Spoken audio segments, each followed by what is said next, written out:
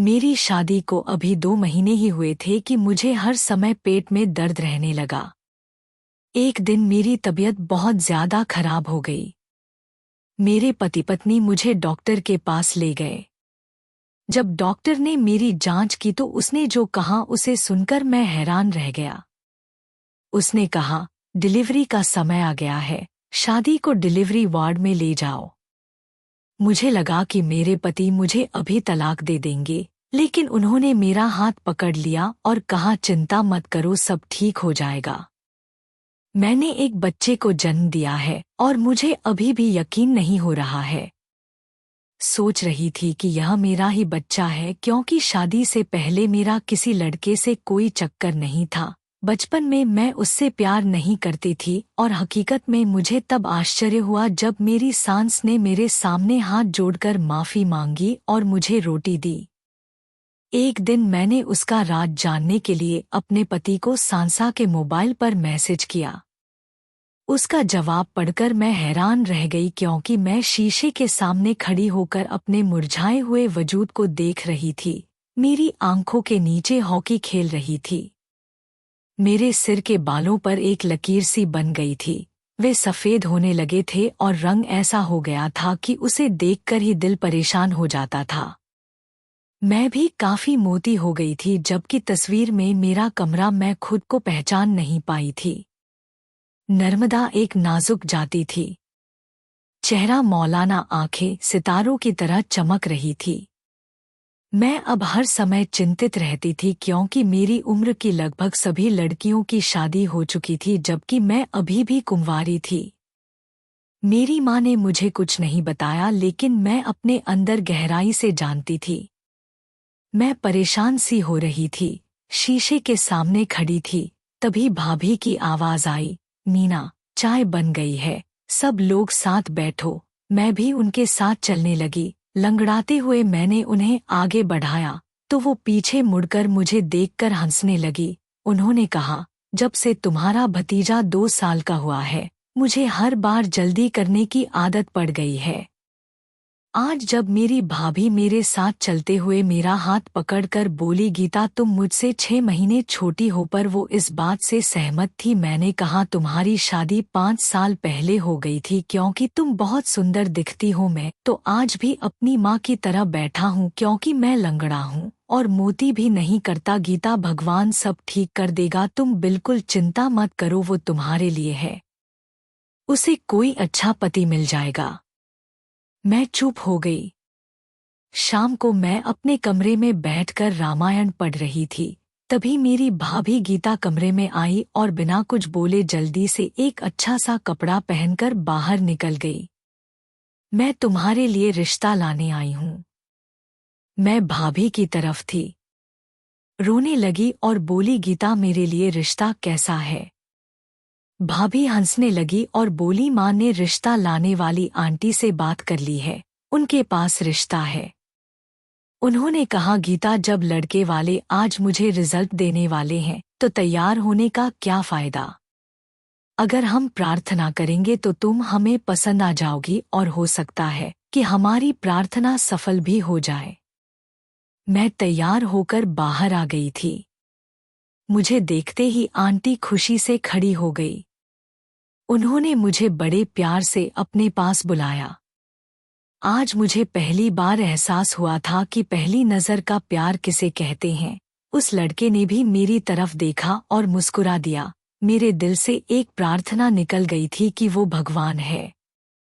तभी मेरे जैसे लोगों ने, आंटी ने कहा, मुझे आपकी बेटी बहुत पसंद आई, आप हाँ कहो तो बात बन गई। फिर मैंने नज़र उठाकर लड़के की तरफ देखा, वो भी अब भी मेरी तरफ ही देख रहा था। मैंने कहा, अगर ये चीज़ मेरे हाथ में होती तो मैं तुम्हें अंगूठी पहनाने की इजाज़त दे देता, लेकिन तुम्हें उसके पापा से पूछना पड़ेगा, वरना शादी की बात तो किसी और के हाथ में है।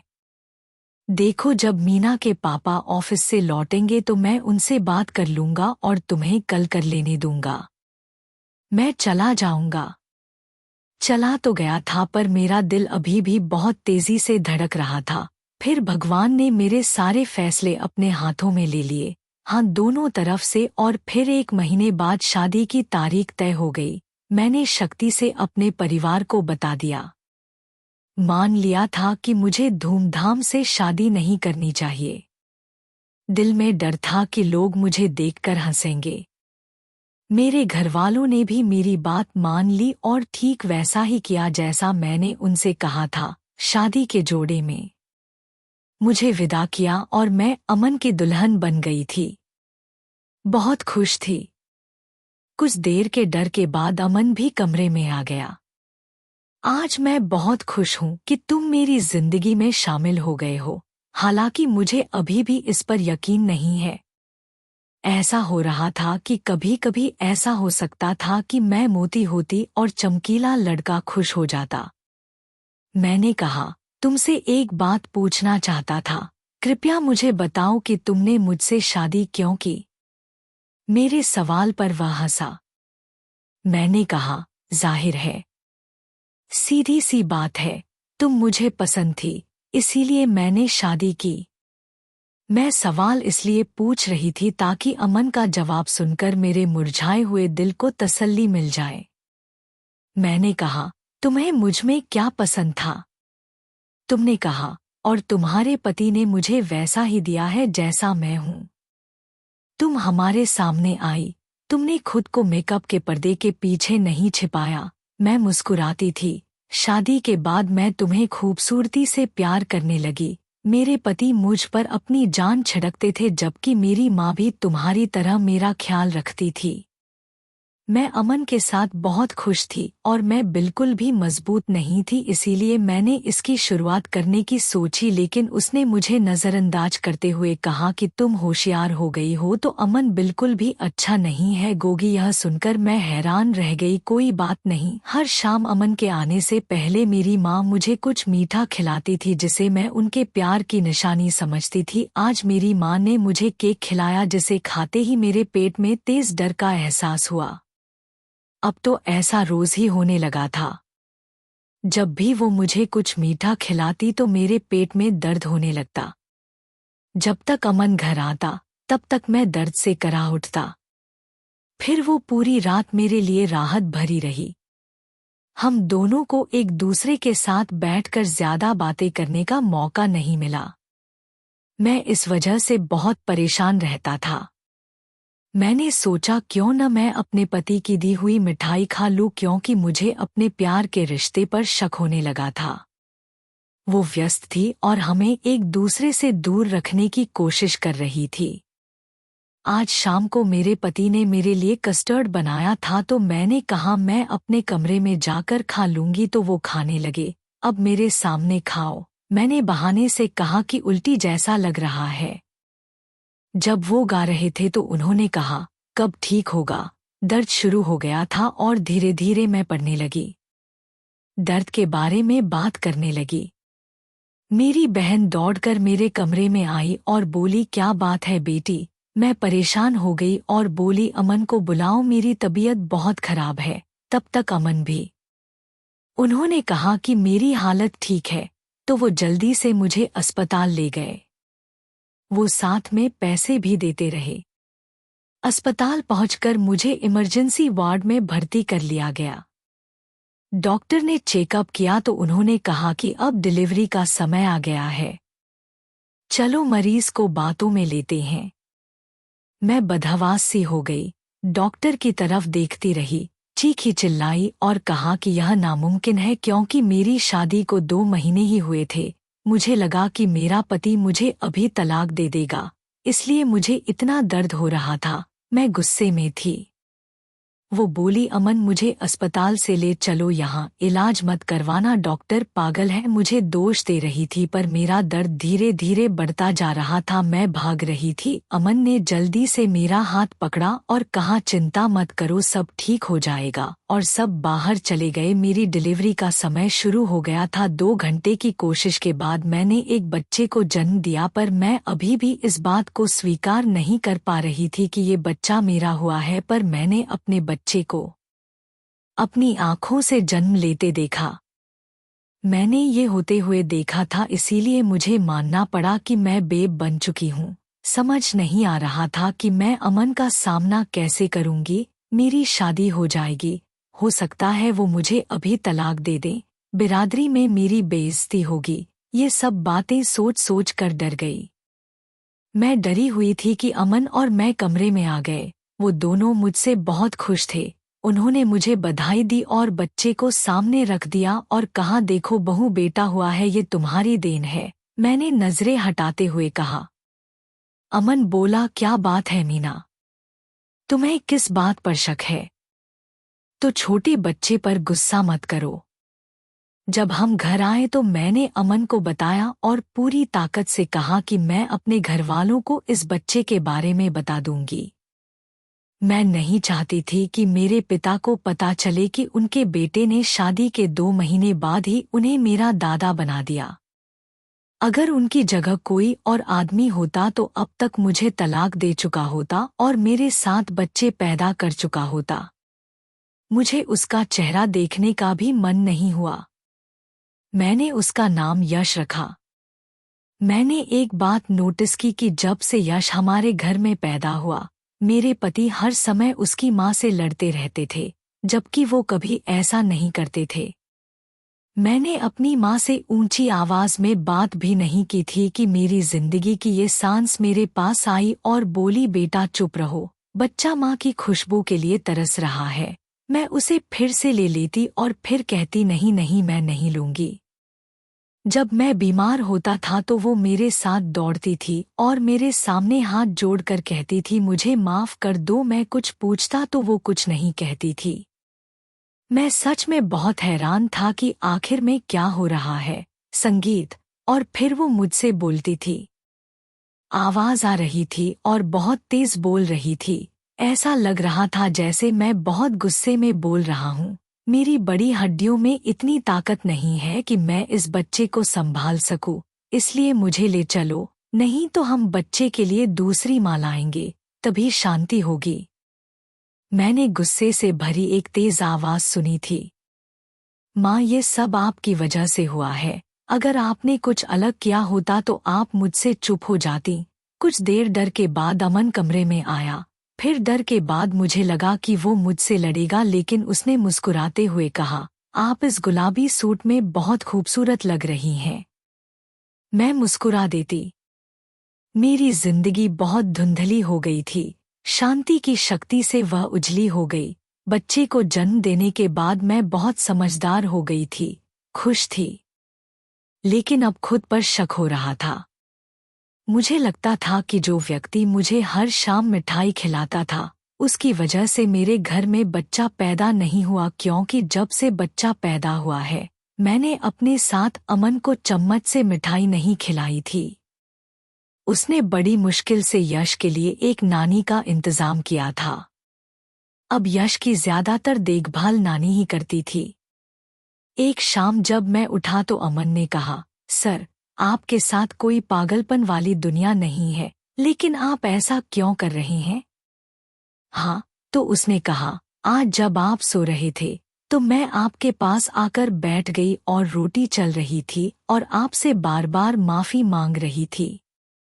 मैं उसकी बात सुनकर चुप हो गई। अब मुझे अपनी सास पर और भी शक होने लगा था। हो न हो उन्होंने ही कुछ किया होगा जिससे मैंने 2 महीने में ही बच्चा पैदा कर दिया। अब तुम मुझ पर नजर रखो और दिन भर जो भी करो मुझे एक एक करके बताओ और मुस्कुराओ। करने कहा। मुझे थोड़ी राहत महसूस हुई, क्योंकि मुझे लगता है कि ये छोटी महिलाएं बहुत अच्छी जासूस होती हैं। अमन स्टडी रूम में था। वह अपने ऑफिस से कम इस कमरे में बैठता था। मैंने उसके लिए चाय बनाई और वहीं परोसने चली गई। मैंने सोचा, चलो बैठो और अपने पति से बात करो, लेकिन जैसे ही मैंने दरवाजा खोला, अमन घबरा गया और उसके हाथ से छूटी कुछ तस्वीरें जमीन पर बिखरी हुई थी। मैंने जब उनकी तरफ देखा तो फोटो में अमन मुस्कुराता हुआ खड़ा था और साथ में एक खूबसूरत लड़की अमन का हाथ मजबूती से पकड़े खड़ी थी। इससे पहले कि मैं उसका चेहरा देख पाती, एक लड़के के रूप में फोटो खींच चुकी थी। मुझे कुछ समय के लिए शक हुआ कि शायद मेरा पति मुझे धोखा दे रहा है, और ऐसा कुछ मैंने कभी इसके बारे में सोचा भी नहीं था। उसने मेरे अंगूठे पर हाथ रखा और कहा, अरे कृपया मेरे साथ बैठो। लेकिन मैं अपना सिर पकड़े रही क्योंकि मेरा सिर दर्द से फट रहा था। इस आदमी ने मुझे अंदर से दबा दिया और मैं पीछे की ओर हट गई। मैं लुढ़क गई और अपने कमरे में लेट गई। मैं बहुत परेशान थी और मुझे पता ही नहीं चला कि कब नींद आ गई। मैंने अपनी नींद में भी कई बुरे सपने देखे। सपने में मैंने देखा कि अमन मुझसे दूर जा रहा है। मैंने अमन के लिए प्रार्थना की। आवाज सुनकर मैं जाग गई थी और घबरा कर बैठ गई थी। अमन बहुत परेशान लग रहा था। उसने कहा, क्या बात है मीना, तुम इतनी बार क्यों रो रही थी? मैं भी उतना ही परेशान था, इसलिए मुझे कोई जवाब नहीं सूझ रहा था। मैंने कहा, कुछ नहीं, बस एक बड़ा सपना था। मैंने देखा था कि अमन ने कहा था, अपना हाथ मुझे दो, मैं तुम्हारे लिए खाना लेकर आता हूँ। जब मैं कमरे से बाहर निकला तो मेरी नज़र जग पर पड़ी। उसमें पानी नहीं था, जबकि रखे हुए प्याज ने मेरा गला काट दिया। मैंने फिर जग उठाया और उनके पीछे चल दिया। वह चलने लगी थी लेकिन दूर से आ रहे किसी व्यक्ति से बात करने के लिए मेरे सामने रुक गई, जिसके जवाब में अमन ने कहा, मुझे दुनिया वालों की परवाह नहीं है। हाँ, मैंने उससे दूसरी शादी की है। माँ, मैं उससे पूरे दिल और आत्मा से प्यार करता हूँ। मैं नहीं बता सकता, क्या तुमने दूसरी शादी की है? मेरी आंखों में आंसू बह रहे थे। मैं वापस आ गया था। जब अमन कमरे में आया तो उसने मुझे डांटा और कहा, मीना, जब मैं कमरे से बाहर गया था तब तुम शांत हो गई थी और अब तुम्हारा चेहरा फिर से वैसा ही है। वो फिर से मायूसी में गा रहा है, बोलो क्या हुआ है, परेशान हो तुम? मेरा दिल तो चाह रहा था कि मैं तुम्हारी दूसरी शादी अमन से करूं, जो मुझे अंदर से मार रहा था, पर मैं चुप रही। मैंने अमन से प्यार किया, गली मांगी थी। मैंने कहा जागती रही तो आज दिमाग फट जाएगा। मैं कुछ नहीं बोली। गली ने रोक लिया, डार्लिंग, कितने घंटे सोई हो? सुबह जब आँख खुली तो अमन ऑफिस जा चुका था। मैं बाहर आई, अभी भी दिमाग घूम रहा है।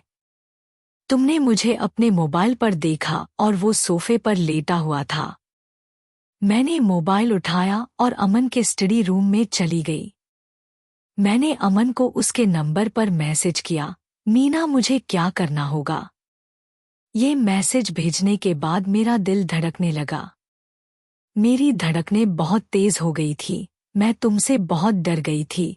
मेरी आंखों के सामने अंधेरा छा गया था। मैंने इतने डर से अमन को फोन किया था। जब मैंने फोन मिलाया तो मेरे हाथ कांपने लगे।